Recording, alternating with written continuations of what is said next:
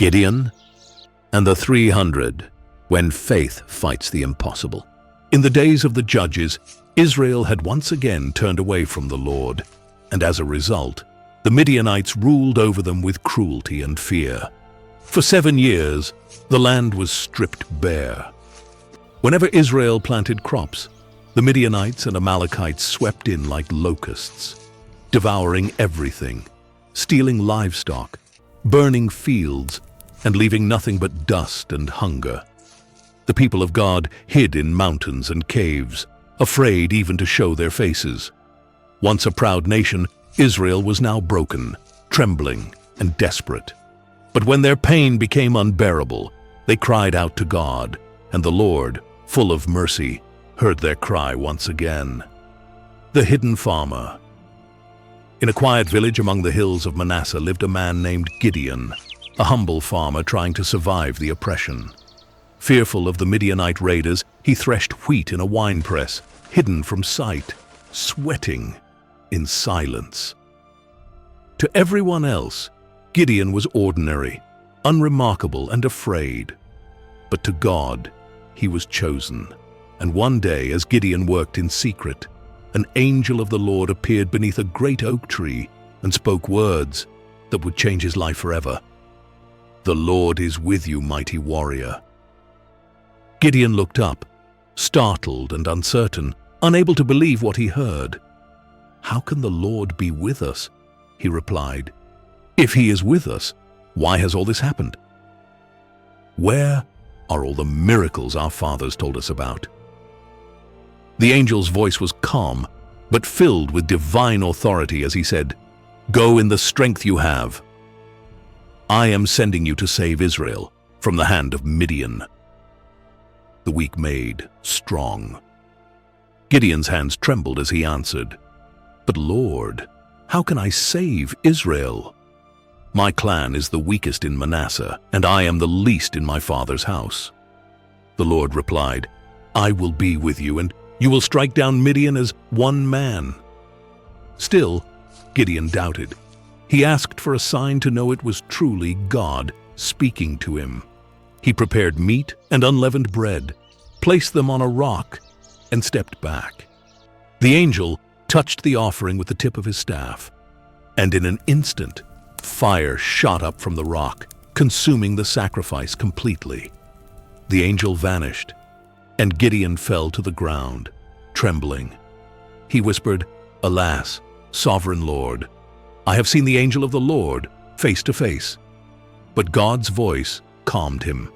"Peace, do not be afraid, you will not die." And from that moment, Gideon knew he had been chosen by the Almighty, breaking down the idols. That very night, God gave Gideon his first mission, not against the Midianites, but against idolatry in his own home.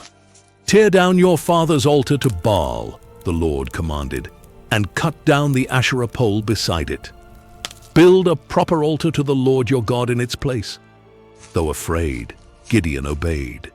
He took 10 servants and, under the cover of darkness, destroyed the altar of Baal and the idol beside it. When morning came, the town erupted in anger. "Who did this?" they cried. When they found out it was Gideon, they demanded his death. But Gideon's father Joash stood up and said, "If Baal is truly a god, let him defend himself." From that day on, Gideon was called Jerubbaal, meaning "let Baal contend." The gathering for battle. Soon after, the Midianites and Amalekites crossed the Jordan and camped in the valley of Jezreel, an army vast as the sand of the sea. The Spirit of the Lord came upon Gideon, and he took a trumpet in his hand and blew it with all his might. The call echoed through the hills, summoning warriors from every tribe. Men came from Asher, Zebulun, Naphtali, and Manasseh, answering the call to arms. 32,000 soldiers stood ready. For the first time in years, Israel had hope. But God was not seeking strength in numbers. He was seeking faith in hearts. The purging of fear. The Lord said to Gideon, "You have too many men. If I deliver Midian into their hands, Israel will boast, saying, "My own strength has saved me." Announce now to the army, "Whoever trembles with fear may turn back." Gideon obeyed, and 22,000 men, afraid of death, walked away, leaving only 10,000 behind. The once mighty army was now a fraction of its size. Gideon's heart trembled, but God's plan was still unfolding. For the Lord was not finished testing his people. The test by the river god spoke again.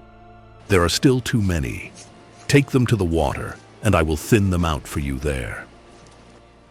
Gideon led the men to a nearby stream. God said, "Watch how the men drink." Those who knelt down to drink carelessly were set aside, but those who scooped water with their hands, alert and watchful, were chosen. When the test was done, only 300 men remained. 300 against tens of thousands. It was madness by human eyes, but perfect in the eyes of God. A whisper in the night. That night, fear crept into Gideon's heart. He looked at his small army and the endless sea of enemy tents below. But God, knowing his fear, said, "If you are afraid, go down to the camp and listen to what they are saying." Gideon crept into the shadows with his servant and overheard 2 Midianite soldiers speaking. One said, "I had a dream. A loaf of barley bread rolled into our camp and struck a tent, and it collapsed." The other replied, "This can mean nothing but the sword of Gideon, son of Joash. God has given Midian and the whole camp into his hands." Hearing this, Gideon fell to his knees and worshipped. The Lord had already written the outcome of the battle. Battle plan of heaven. Returning to camp, Gideon's voice burned with faith. "Arise! The Lord has given the Midianite army into our hands." He divided his 300 men into 3 groups and placed a trumpet, a torch, and a clay jar into each man's hand. No swords, no spears, just obedience. "Watch me," Gideon said. "Do as I do. When I blow the trumpet, blow yours and shout, 'A sword for the Lord and for Gideon!'" The men nodded silently. The night was calm. The stars shimmered above them. The valley below slept, unaware that the power of God was about to descend upon it. The shattering of clay and fear. At the darkest hour, Gideon raised his hand.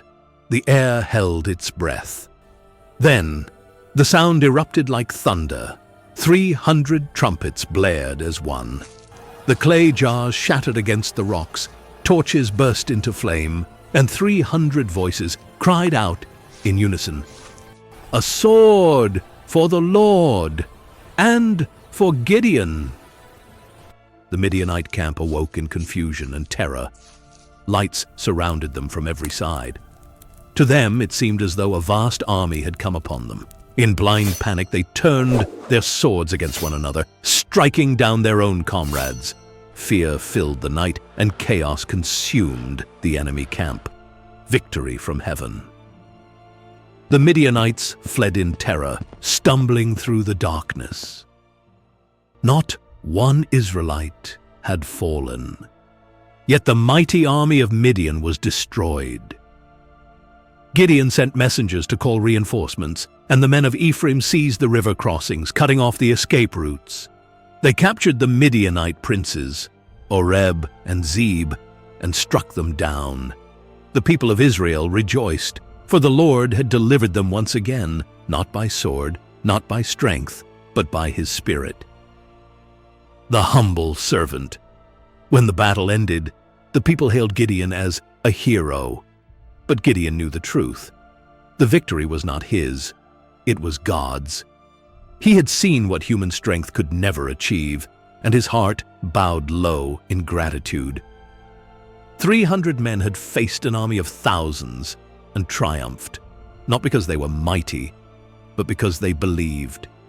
Through them, God had shown his power to all Israel, the lesson of the few. Gideon's story stands as a testimony through time. God does not need great numbers to accomplish his will. He uses the weak to confound the strong, the fearful to display his courage, and the humble to reveal his glory. When all odds are against us, when hope seems lost, God whispers, "Do not be afraid." I am with you. Gideon's 300 men proved that faith in God outweighs the strength of nations. The eternal truth. Every battle we face today, every fear, every hardship, every impossible task, reminds us of this same truth. The battle belongs to the Lord. When we trust Him completely, He turns our weakness into victory. Just as Gideon learned, it is not our might that wins the war, but His presence within us. The call to courage. So when life surrounds you like the Midianite army, when the enemy seems too many and your strength feels too small, remember Gideon. Remember the torches in the night, the trumpets of faith, and the God who brings victory from the impossible. Lift your eyes, raise your voice, and stand firm. For the same God who fought for Gideon still fights for you. Final word. The battle is the Lord's. God's strength is made perfect in weakness. He seeks the willing, not the powerful. The God who conquered with 300 men can conquer anything through faith. Hold your torch high, trust His promise, and declare boldly, "A sword for the Lord." If you enjoyed this story, please like and subscribe for more animated Bible stories.